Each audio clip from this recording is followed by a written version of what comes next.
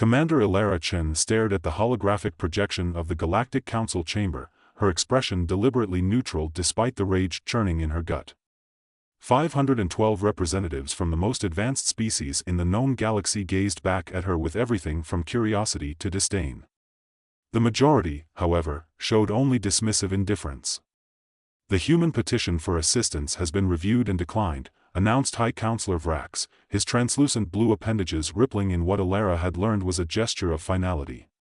The Mor'drekk incursion into your solar system is regrettable, but intervention would violate our non-interference protocols regarding frontier conflicts.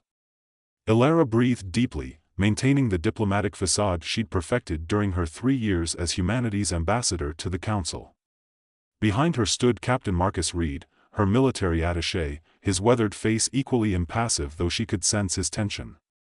High Counselor, Elara began, her voice steady, the Mor'drekk have already destroyed our colonies on Mars and Europa.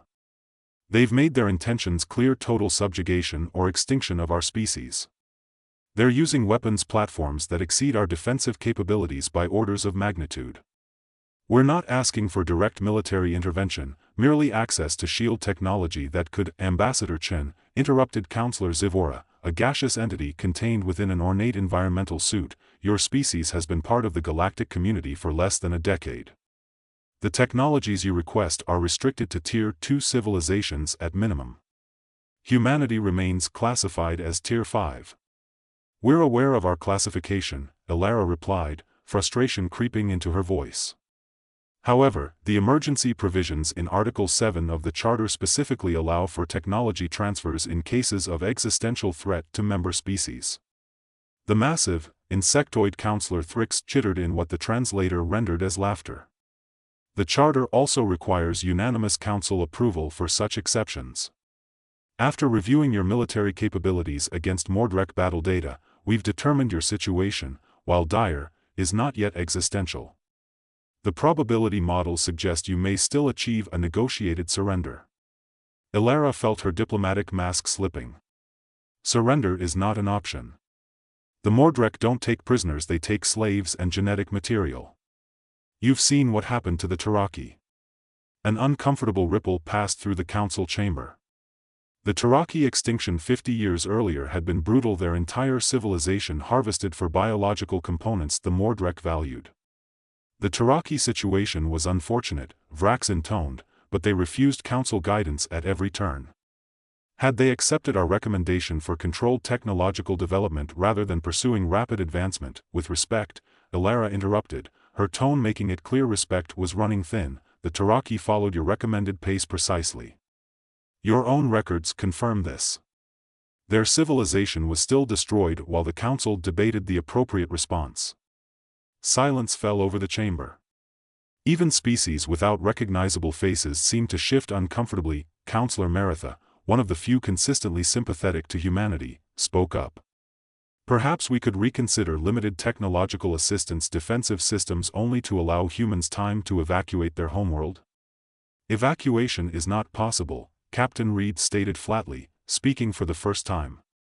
Earth's population exceeds 8 billion. Our entire interstellar fleet could transport less than 1 million. And where would we go? No member world has offered asylum. High Counselor Vrax's appendages twitched in irritation. The human situation is regrettable, but not unique in galactic history. Many species have faced similar challenges and either evolved or perished. This is the natural order. Elara Chen's composure finally broke. The chamber's monitoring systems registered a spike in her heart rate and adrenaline levels. Natural order, she repeated, her voice dangerously quiet.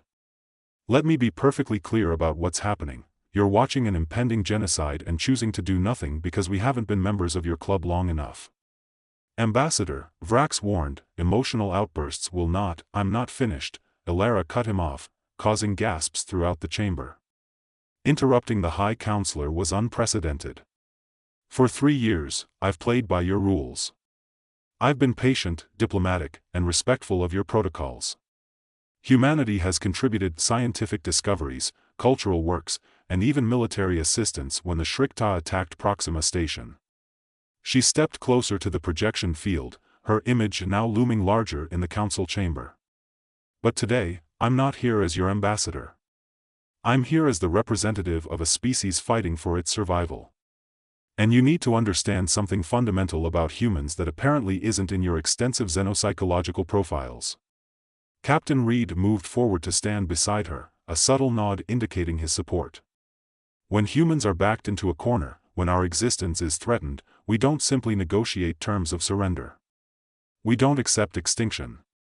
We fight with everything we have, everything we can improvise, and with a determination your probability models can't possibly quantify. Elara's eyes locked with Vrax's compound gaze.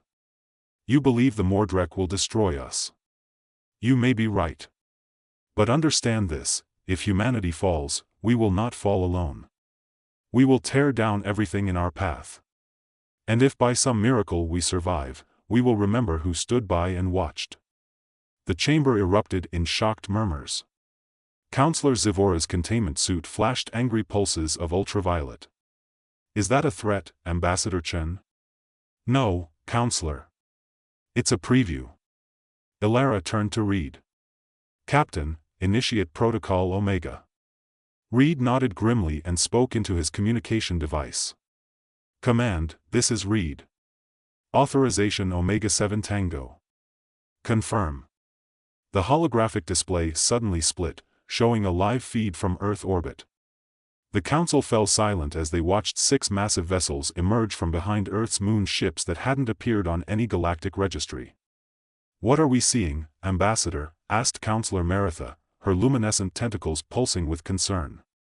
Those are the Artemis-class dreadnoughts, Elara stated calmly. Built in secret over the past 5 years using reverse-engineered technology from various sources. Not quite up to Tier 2 standards, but significantly beyond what you believed us capable of producing. Impossible, sputtered Counselor Thrix. Our monitoring systems would have detected. Your monitoring systems see what we allow them to see, Reed interjected. Humanity has been aware of them since our first contact. We've been selectively filtering information. The council chamber descended into chaos as representatives demanded explanations or voiced outrage. High Counselor Vrax pounded his ceremonial staff, eventually restoring order. This deception violates numerous provisions of the Charter, he declared. The consequences for humanity will be severe. Elara smiled thinly. Only if there's a humanity left to punish, High Counselor. Which brings me back to my original point. We didn't build these ships for you, we built them for the Mor'drekk. But they're not enough, and we know it. That's why we came to you first, following your precious protocols despite knowing you'd likely refuse. She gestured to the display, which now showed the dreadnoughts moving into formation. What you're witnessing is humanity abandoning diplomacy. We're activating our contingency plans in Operation Last Light. What does that entail? Asked Maritha, the only counselor who seemed genuinely concerned rather than offended. Captain Reed answered, his military bearing unwavering. We're deploying our entire fleet to engage the Mor'drekk at Neptune's orbit. Simultaneously, we're implementing technologies that the Council has expressly forbidden, including antimatter cascade devices and quantum disruption fields. Gasps echoed through the chamber. Both technologies were banned throughout civilized space due to their destructive potential and unpredictable effects on spacetime. You wouldn't dare, hissed Zivora. Such weapons could destabilize the entire sector. That's the point, Elara replied coldly. If we can't save Earth, we'll ensure the Mor'drekk gain nothing from its conquest. Every scientific, cultural, and biological treasure of our world will be destroyed, and the solar system itself will become uninhabitable for centuries. She leaned forward, her voice dropping to an intense whisper that somehow carried to every corner of the chamber. And before we go, we'll transmit the complete technical specifications of these forbidden weapons to every Tier 4 and 5 civilization in the galaxy. The carefully maintained technological hierarchy you've built over millennia will collapse overnight. The silence that followed was absolute. Even the Council's ever-present ambient sounds seemed muted. High Counselor Vrax's appendages had gone still, a sign of extreme agitation in his species. You would unleash such chaos out of spite? Not spite, Counselor. Necessity. Elara's expression softened slightly. Humanity is young by your standards, but we've had our own conflicts, our own brushes with extinction. We've learned that sometimes survival requires making yourself too costly to destroy. She gestured to Reed, who brought up another display showing Earth beautiful, blue, and fragile. We don't want to deploy these measures. We came here hoping for allies, for the cooperation your charter promises.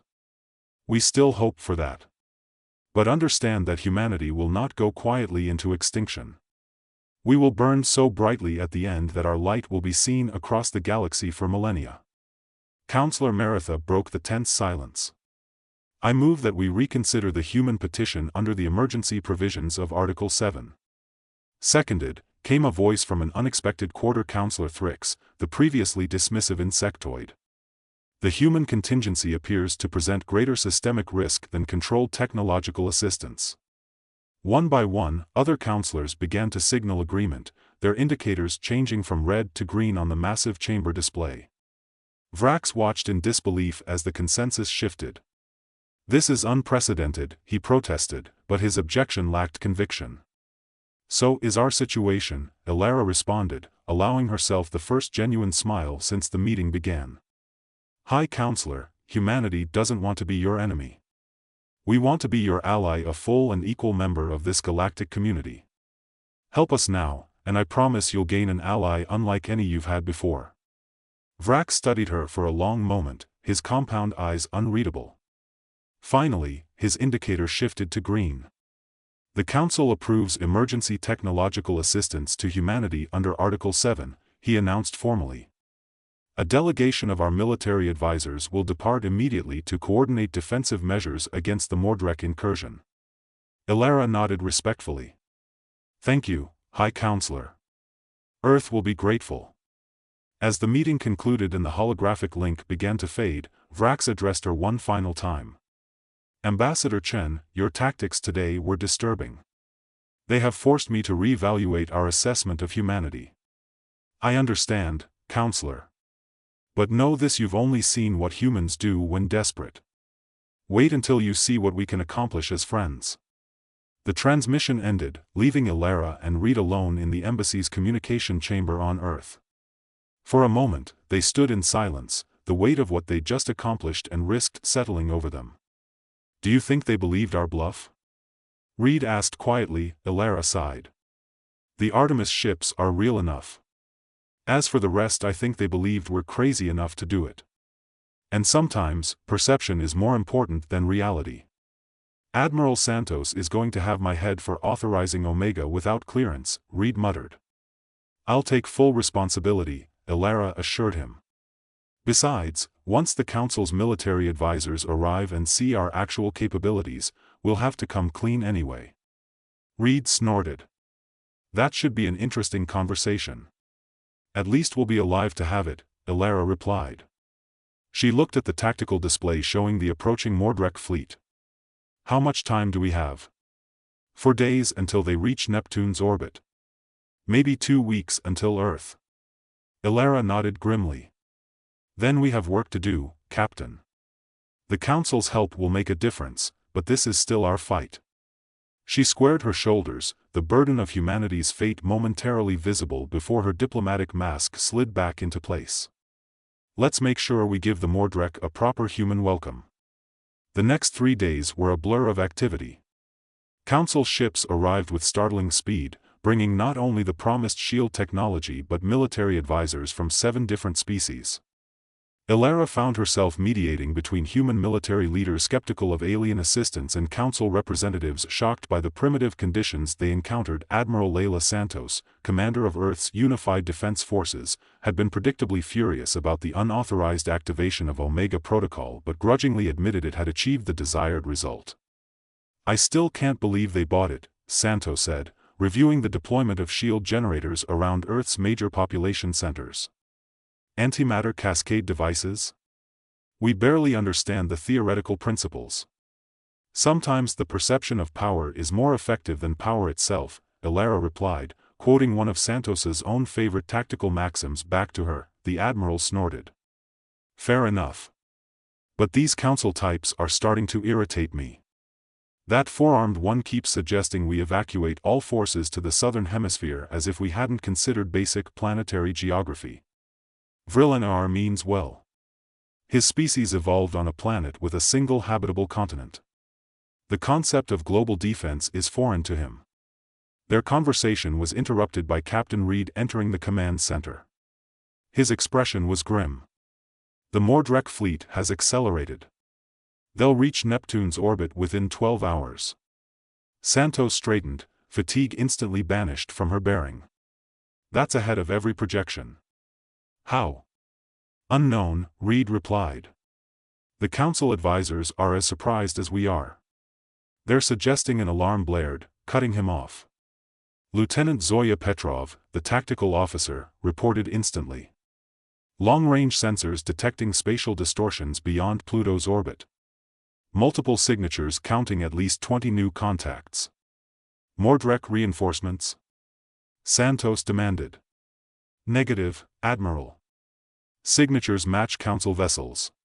Petrov looked up in disbelief. Heavy capital ships. More arriving by the minute. On the main display, the void beyond Neptune lit up with arrival signatures as dozens, then hundreds of ships materialized. Elara watched in amazement as vessels bearing the markings of nearly every major council species took formation. "We're receiving a transmission," announced Communications Officer Chen.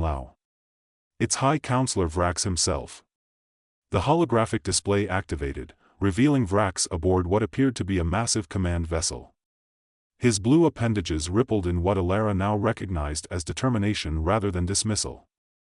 "Ambassador Chen, Admiral Santos," the High Counselor began, "the full council has reviewed the Mor'drekk threat assessment and voted unanimously to upgrade our response.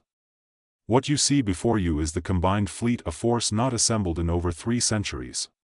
Elara stepped forward, struggling to maintain her diplomatic composure. "High Counselor, this is unexpected. Your initial approval was for defensive technology transfer only. Circumstances have changed, Ambassador. Our analytical models failed to account for a critical variable, the human capacity for calculated desperation." Vrax's compound eyes seemed to gleam with something approaching respect. "Your willingness to risk everything rather than accept defeat, it has forced us to reconsider many assumptions." Admiral Santos joined Elara before the projection. "We're grateful for the assistance, High Counselor, but I must ask, why the change of heart?" 3 reasons, Admiral. First, our deeper analysis suggests the Mor'drekk threat to galactic stability is greater than previously assessed. Second, the creative solutions proposed by Ambassador Chen demonstrated that humanity may be a more valuable ally than we recognized. Vrax paused. And third, Counselor Maritha made a compelling argument that allowing a member species to face extinction while we merely observed would fundamentally undermine the principles upon which the Council was founded. Elara nodded respectfully to the High Counselor.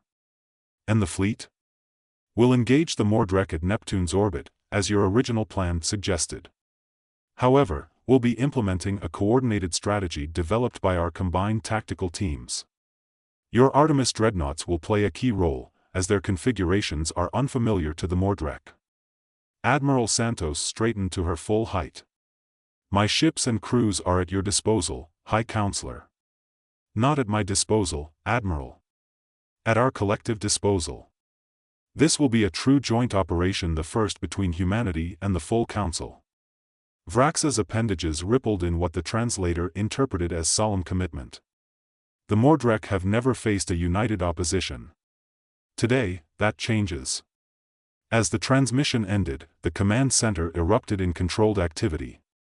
Officers relayed orders, tactical displays updated with new information, and council advisors conferred urgently with their human counterparts. Elara felt Captain Reed's presence beside her. "I never expected this," she admitted quietly. "None of us did," Reed replied. "But it seems your diplomatic bluff accomplished more than either of us anticipated."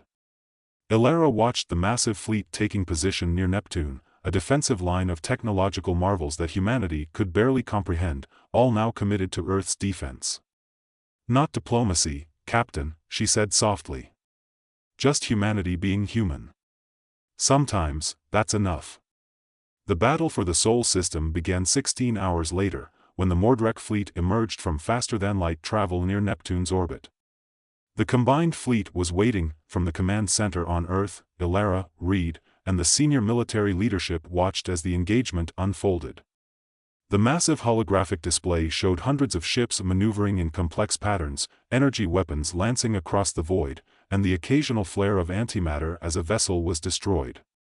The Mor'drekk are attempting to bypass the combined fleet's forward elements, reported Lieutenant Petrov.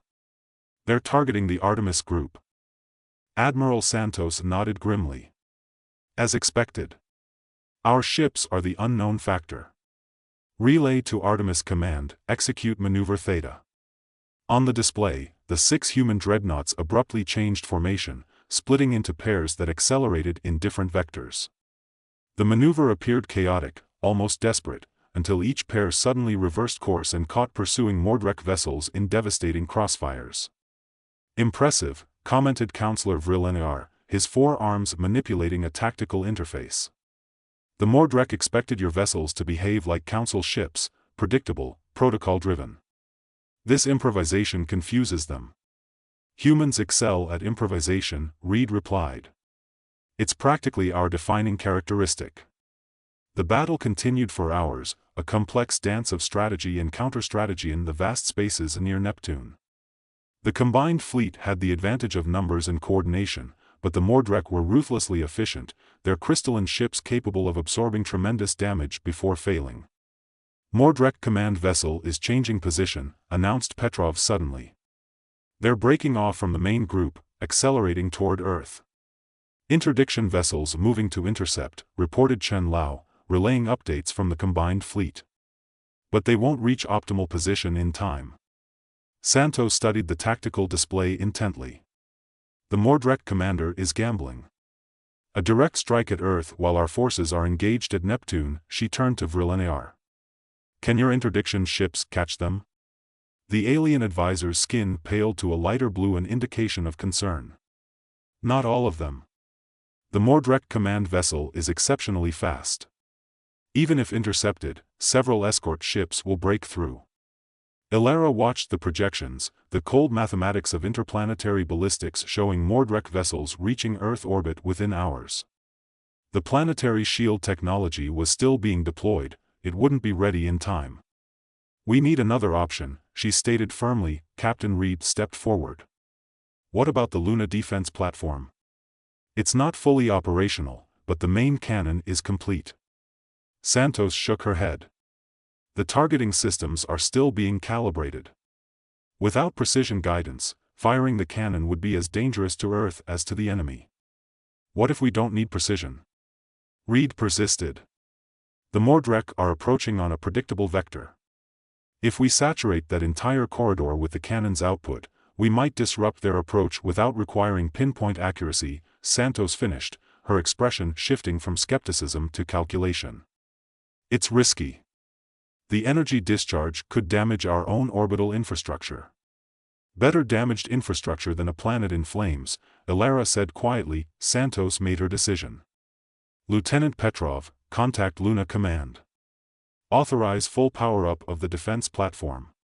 Primary cannon to standby status. She turned to the Council advisors.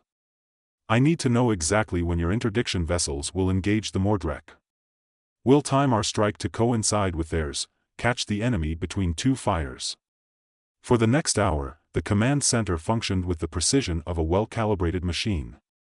Officers relayed orders, received confirmations, and adjusted variables as the Mor'drekk command vessel and its escorts continued their headlong rush toward Earth. Luna platform at full power, reported Petrov. Capacitors charged to maximum. Council interdiction fleet engaging Mor'drekk vanguard, added Chen Lao. Main command vessel still on approach with 3 escorts. Admiral Santos stood straight, her voice steady. Target Luna cannon on coordinates Alpha 73 by Delta 249. Full dispersal pattern. Fire when ready. On the tactical display, a blinding beam erupted from the lunar surface, slicing across the void toward the approaching Mor'drekk vessels.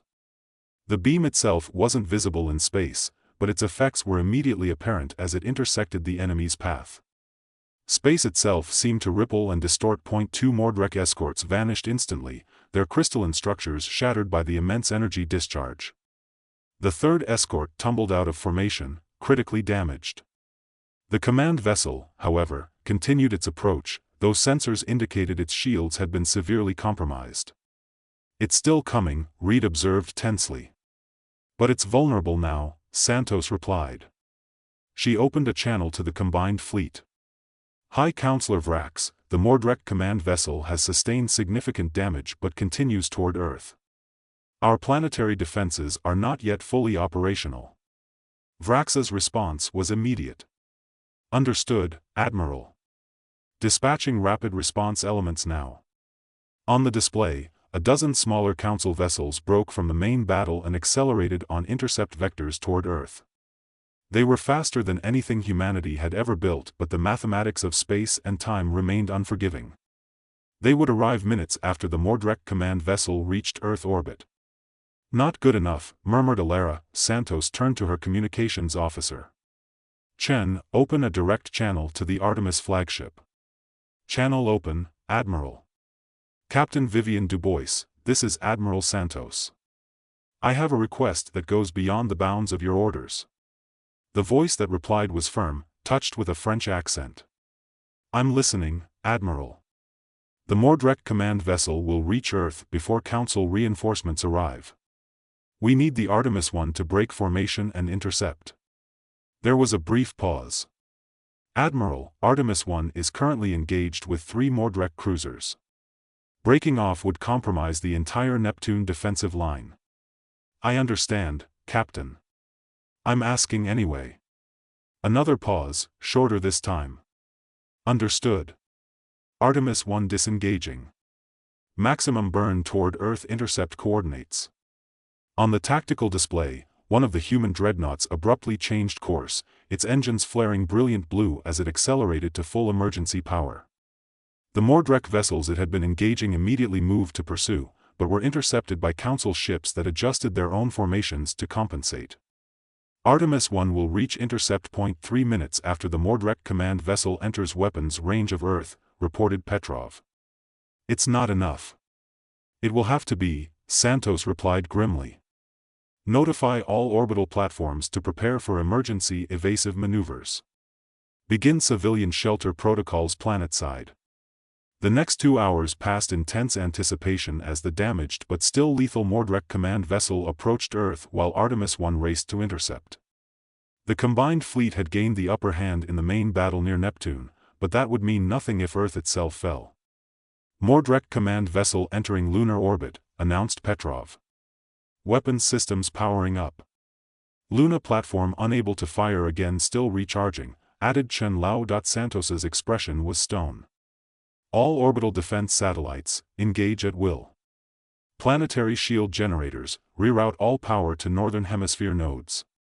The first Mor'drekk strikes hit Earth's atmosphere moments later. Lances of energy that burned through the partially formed shields and struck targets in North America and Asia. The command center shook as distant explosions registered on seismic monitors. "Multiple impacts," reported Petrov, her voice professional despite the horror of what she was tracking. "Washington, Beijing, Moscow civilian casualties estimated in the millions already." Elara watched the display in cold fury as more attacks struck Earth's surface.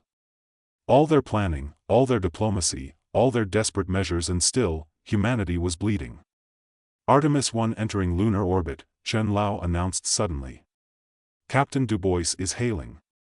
"Put her through," ordered Santos. Captain Dubois's voice filled the command center, calm despite the obvious strain. "Admiral, we've reached attack position, but our main weapons were damaged during the Neptune engagement. We can't destroy the Mor'drekk command vessel from range." "What options do we have, Captain?" Santos asked. "Only one, Admiral. We're going to ram them." The command center fell silent. Elara saw the Council advisors exchange shocked glances. Such a tactic was apparently unthinkable to them. "Dubois, this is Reed," the captain said, stepping forward. "The Artemis 1 carries a crew of 700. "We're aware, Reed. Dubois's voice remained steady. The ship's already been evacuated to minimum operational crew.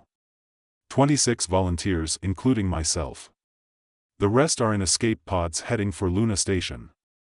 Admiral Santos closed her eyes briefly before responding. Understood, Captain. Proceed at your discretion. One more thing, Admiral, Dubois added. We've reprogrammed the antimatter containment systems.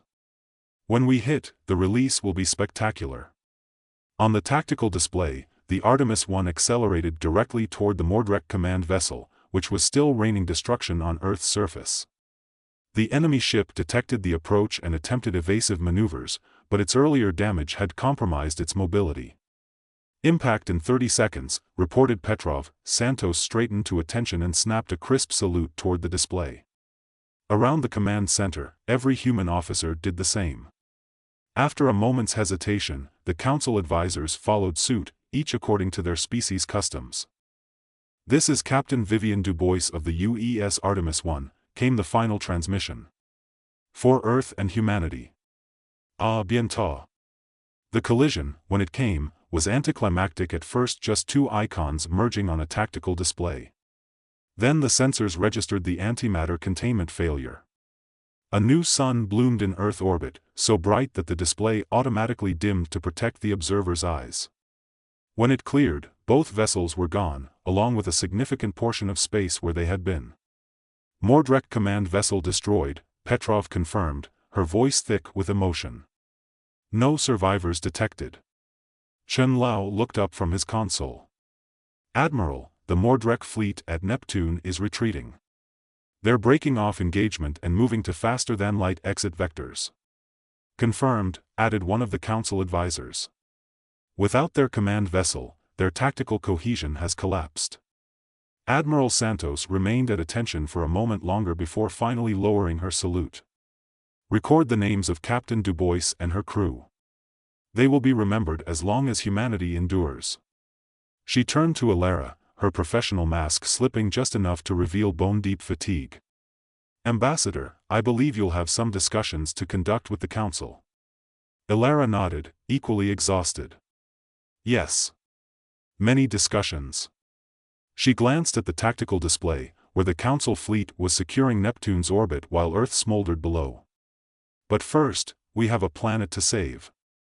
3 months later, Elara Chen stood once again before the Galactic Council. This time, however, she was physically present in the massive chamber, standing on the central platform usually reserved for full member species. High Counselor Vrax's appendages rippled in formal greeting. Ambassador Chen, the Council recognizes Earth and thanks you for your presence. Thank you, High Counselor, Elara replied. She was acutely aware of the historical significance of this moment, the first time a Tier 5 species had been invited to address the full Council in person rather than via holographic projection. Your report on Earth's recovery efforts has been received and reviewed, Vrax continued. The Council commends humanity's resilience in the face of such devastating attacks. The reconstruction of your major cities proceeds faster than our models predicted. Humans rebuild quickly, High Counselor. It's another of our defining characteristics. So we have observed. Vrax's compound eyes studied her carefully. The combined fleet remains stationed in your solar system, as agreed. The Mor'drekk have withdrawn to their core territories and shown no signs of resumed aggression. Elara nodded. Earth is grateful for the Council's continued protection. And for the technological assistance that has accelerated our recovery. Counselor Maritha's tentacles glowed with gentle bioluminescence. Your people have suffered greatly, Ambassador. Yet in all your communications, there has been no mention of revenge against the Mor'drekk. This surprises many of us. The Mor'drekk will be dealt with in time, Elara replied evenly.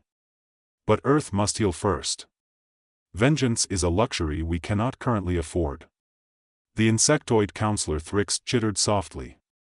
A mature perspective. Perhaps our initial classification of your species was premature. That is precisely why we have convened today, announced Vrax. The events surrounding the Mor'drekk incursion have forced the Council to reconsider many of its long-standing policies, including the classification system for emerging species. He gestured with his appendages, and a holographic display appeared in the center of the chamber. It showed Earth, still bearing the scars of the Mor'drekk attack, but surrounded by a web of new orbital structures, defensive platforms, construction facilities, and the sleek shapes of Council vessels maintaining their protective vigil. Ambassador Chen, the Reclassification Committee has completed its assessment of humanity. Their findings were unexpected. Elara maintained her diplomatic composure, though her heart raced. This was the moment weeks of behind-the-scenes negotiations had been building toward. The committee noted humanity's technological development. Of course, Vrax continued. The Artemis dreadnoughts alone would justify a reconsideration.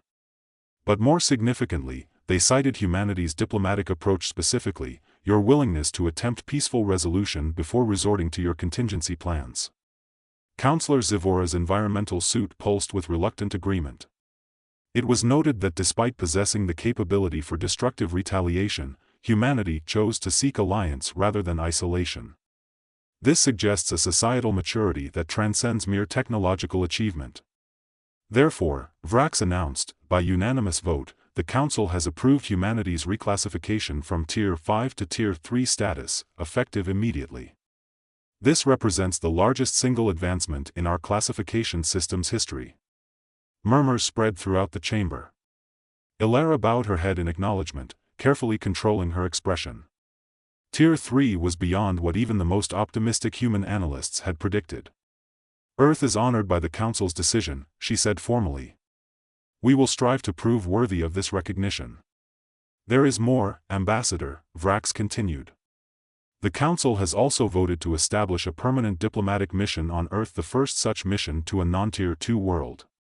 Additionally, we are extending an invitation for humanity to participate in the Galactic Defense Committee, with observer status.